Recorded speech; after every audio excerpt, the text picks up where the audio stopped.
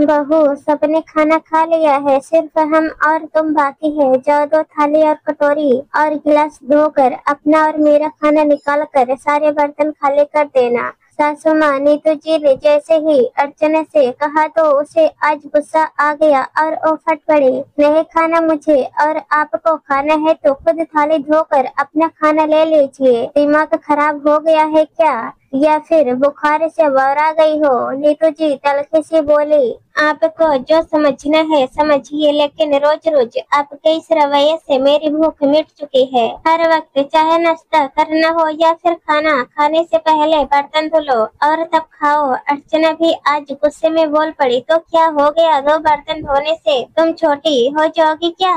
भूलो मत, यह तुम्हारा ससुराल है, मैं का नहीं। नीतू जी का स्वर तेज हो गया।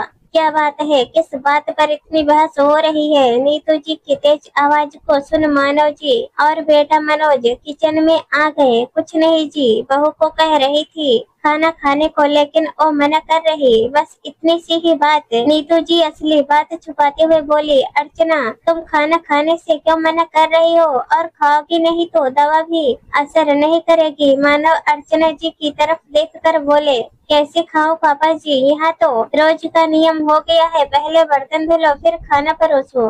अर्चना की आंखों में से आंसू आ गए। बर्तन धो लो? क्यों सीमा, बर्तन धोने नहीं आ रही क्या?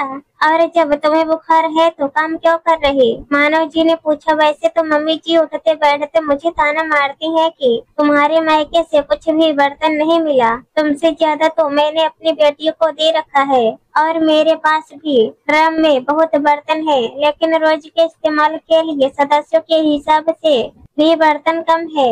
आप लोगों के खाने के बाद मैं धोती हूँ फिर खाना खाती हूँ। घर में खाने वाले 7 सदस्य, लेकिन थाली सिर्फ 4 निकली है, और उतनी ही कटोरी चम्मच। आज मुझे सुबह से बुखार है, लेकिन मम्मी जी ने कहा कि हमने भी बुखार में घर संभाला है, दवा खाओ और काम करो। अर्चना ने ससुर के सामने सच्चाई रखी। अब मैं क्या करूँ? ज्यादा बर्तन होने पर सीमा काम छोड़ने की धमकी देती है। उसका कहना है कि आपके यहाँ एक सदस्य बढ़ गया है तो पगार बढ़ाओ। तब मैंने ही उससे कहा कि बर्तन कम निकालूंगी, लेकिन पगार नहीं बढ़ाऊंगी, इसलिए आधे बर्तन रख दिए। नीतू जी मुंह बनाकर बोली। और आधे बर्तन बहू से धुलवा कर उसी पगार पर काम कराया जा रहा है, क्योंकि घर के सदस्य के रूप में वही बढ़ी है। मानव जी गुस्से से नीतू जी की तरफ देखते हुए बोले।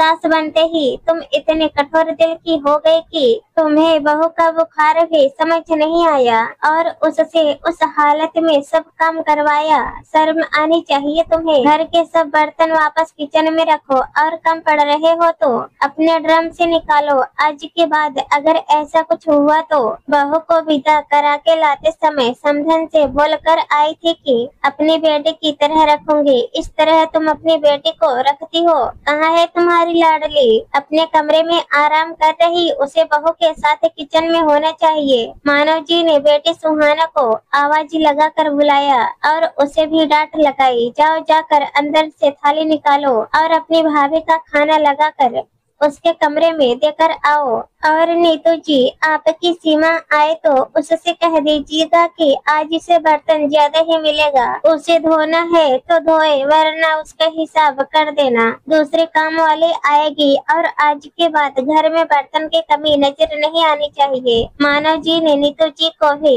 जवाब दे दिया। ऐसा क्यों होता है कि बहू को घर का सदस्य समझने में ससुराल वालों को वक्त लगता है, लेकिन बहू से यह आशा की जाती है कि वो ससुराल आते ही उनके रंग में रंग जाए।